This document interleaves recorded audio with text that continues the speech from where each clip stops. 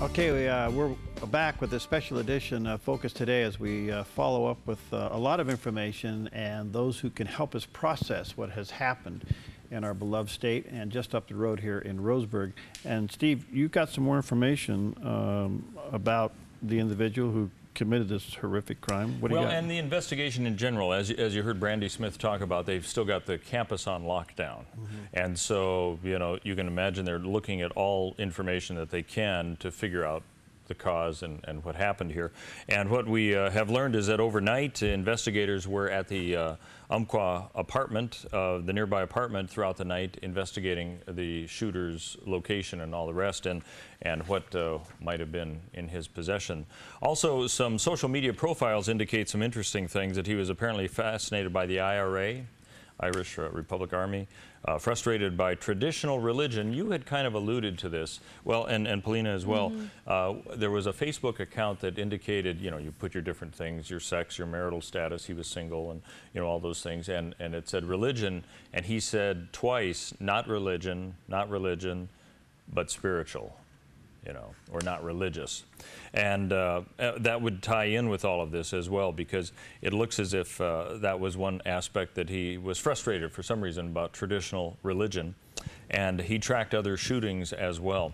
And it was a writing class. I think you had said that there were a lot of writing classes in that particular Snyder building when you were there. Snyder Hall, yeah. Snyder Hall. Yeah. And that's where we don't know, again, as Brandy was talking about, some of the previous shootings have been targeting specific people for specific reasons.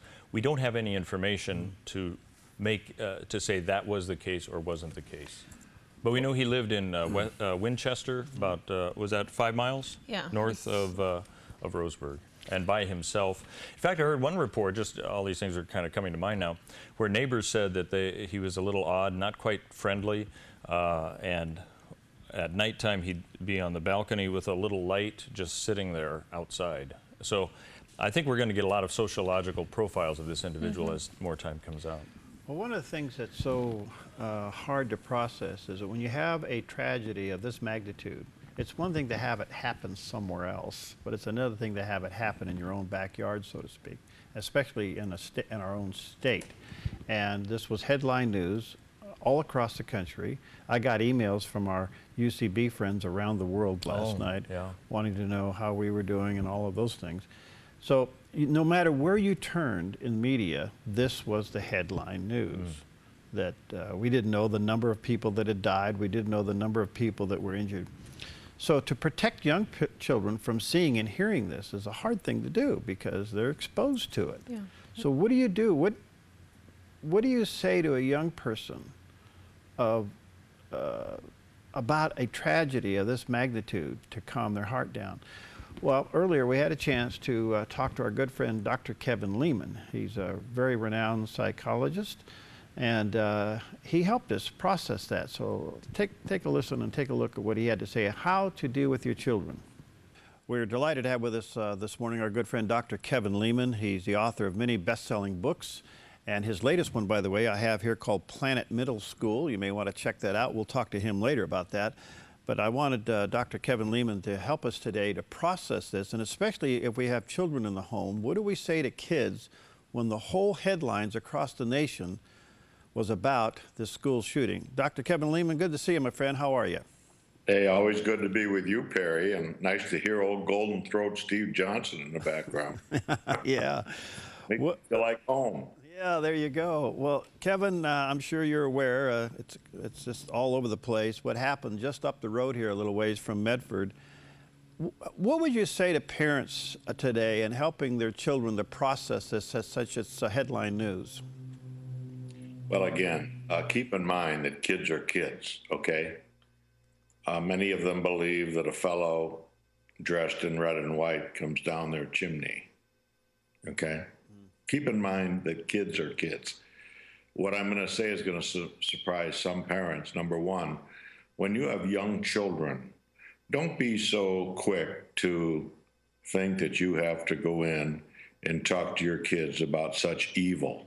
Is there evil in this world? Yes, there is. There's plenty of it. And if a kid asks questions, you answer the question age appropriately. But you have to keep in mind now, for kids, I'm talking about young kids, 5, 6, 7 years of age, and obviously younger, you don't overplay anything.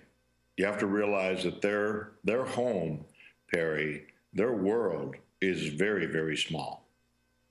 It's their school, it's their home, it's their pet, their goldfish, their mommy, their daddy, their uncle, their grandma and grandpa.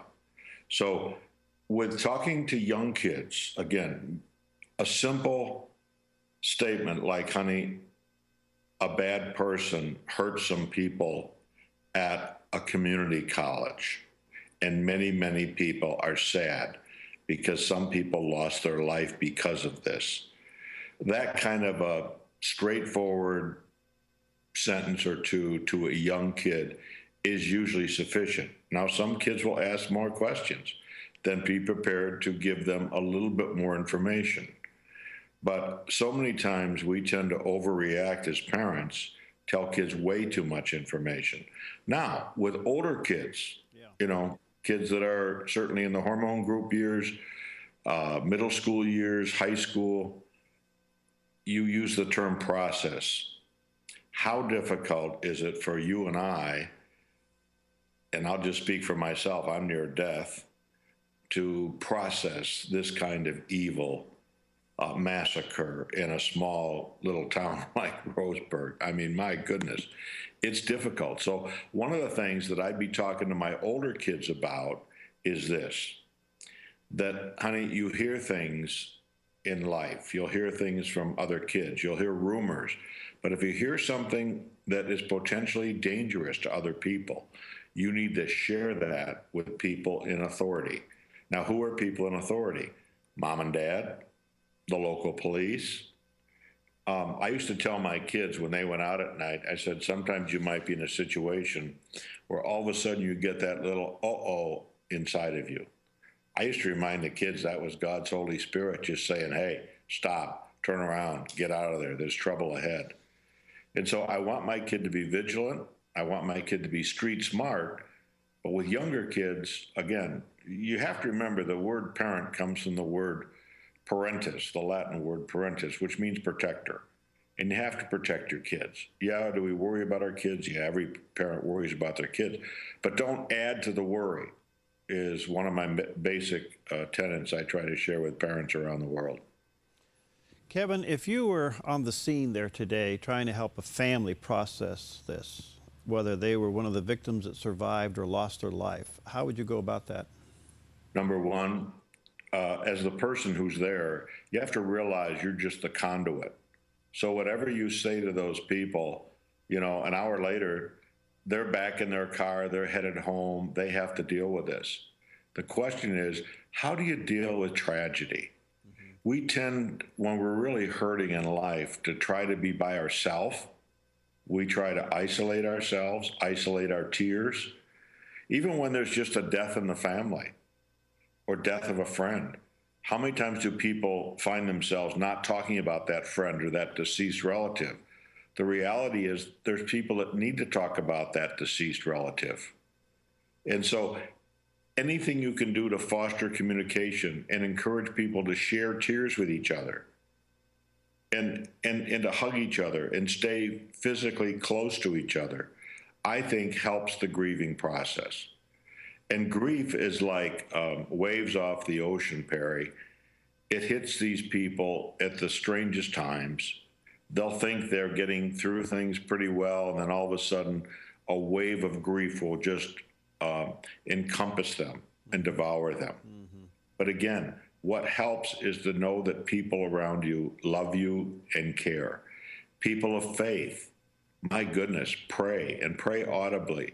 Pray audibly with those you love. Let your sons and your daughters and your husband and your wife see the great grief that's going on in the mourning that's going on in your soul. So again, it's like when you talk about things that are troubling, you're relieving pressure inside. If you would think that each of us have this big balloon inside that's about to explode, and when we're really stressed, that's what happens. We explode.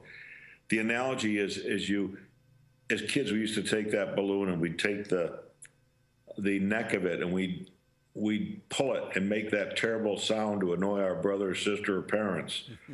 But in the process, you let air out of the balloon, and the balloon is less likely to what? To explode.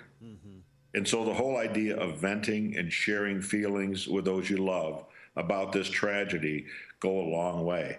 So young kids, you might get the 8, 9, 10-year-old who's now all of a sudden very fearful to sleep in their bedroom, for example. Now that's a common reaction for a kid who hears tragic news that somebody has a gun and they shot some people. Well, what do you do with that kid? Number one, I wouldn't start a habit that's going to continue for a very long time. I wouldn't have that 9-year-old or 10-year-old in my bedroom. But what I would do, I'd take some extra time tucking him in at night. I'd reassure him that everything is fine here at our home, that you're safe, that mommy and daddy are right here, whatever the situation is. And what I'm saying is, don't overreact to that.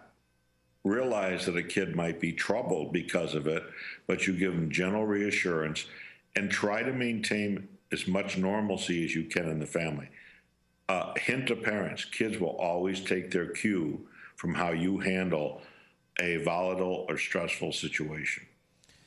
Well, Kevin, you're a delight. Thank you. Comforting words for us today. As you can imagine, all of us here in Oregon and across the country, but in particular, just a few miles up the road here, Roseburg, a community has been devastated, and we got a lot to see and hear yet as a result of yesterday's tragedy.